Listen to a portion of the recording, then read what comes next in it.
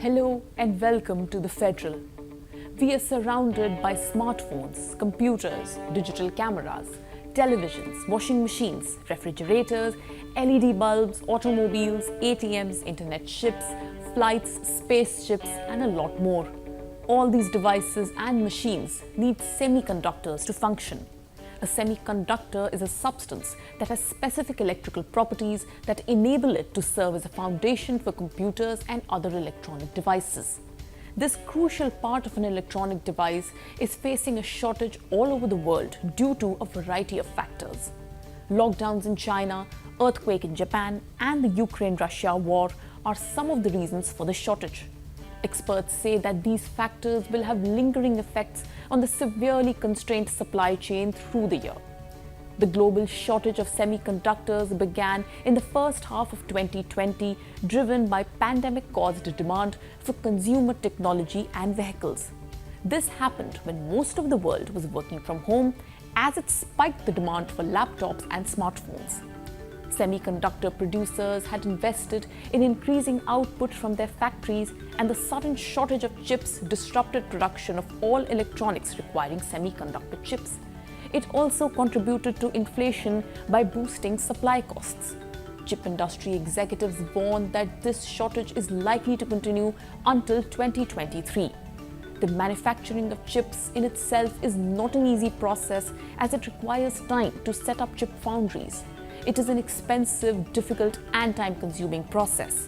It typically takes more than 3 months and involves giant factories, dust-free rooms, multi-million-dollar machines, molten tin and lasers to manufacture these chips. Several multinationals, namely Intel, Samsung, and Taiwan Semiconductor Manufacturing Company, have announced new chip fabrication plants, but the process takes years to be completed. The Ministry of Electronics and Information Technology on Wednesday announced the formation of a 17-member committee to guide the government's ambitious 76,000 crore semiconductor mission. This mission was launched in December 2021 to aid the government's efforts to make India a global leader when it comes to semiconductor chip manufacturing. IT Minister Ashwini Vaishnaw will be the chairperson of the committee. Niti Aayog member V.K. Saraswat, Principal Scientific Advisor to the government, and secretaries from the Ministry of External Affairs, Department of Expenditure, Economic Affairs, and Promotion of Industry and Internal Trade, respectively, will be the members. Vinod Dham, the founder and former managing partner at Indo-US Venture Partners, Ajit Manocha, the president of the US chapter of global semiconductor industry body SEMI, Neelkant Mishra of Credit Suisse, among others from the private industry, are also a part of the advisory committee.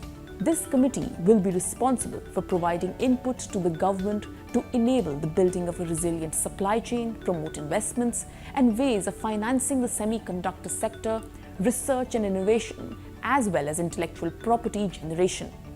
Apart from these, the committee will work on various ways to enable and develop an ecosystem for semiconductor and display fabrication, as well as for startups and micro, small, and medium-scale industries.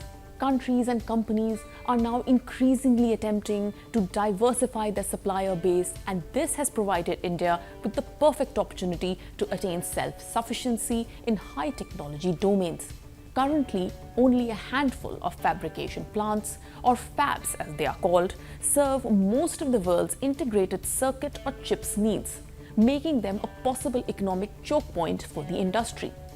Under this semiconductor mission, the Ministry for Electronics and IT has invited proposals for silicon chip fabs, display fabs, and compound semiconductor fabs. In response, they received 5 proposals. The government has also said that anyone setting up a fab will get a capital investment support, complete support for infrastructure, developing the supply chain, and many other resources that would be required to create an ecosystem around that fab. Yet, India's history of setting up chip fabs is unimpressive.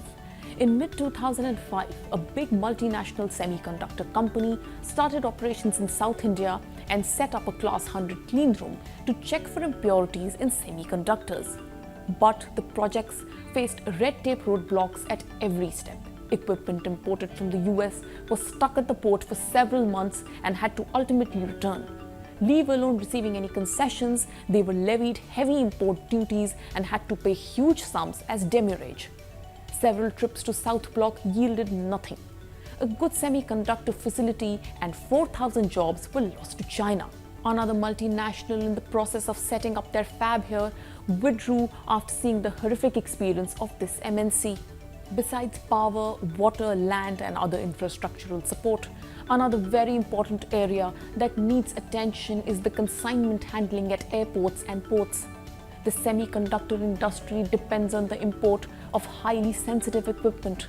Expert consensus points to the need for a broader vision to develop the entire electronics ecosystem and build competency and partnerships at all levels of the electronics manufacturing chain with researchers, fab equipment manufacturers, and design companies. For more such videos, log on to thefederal.com.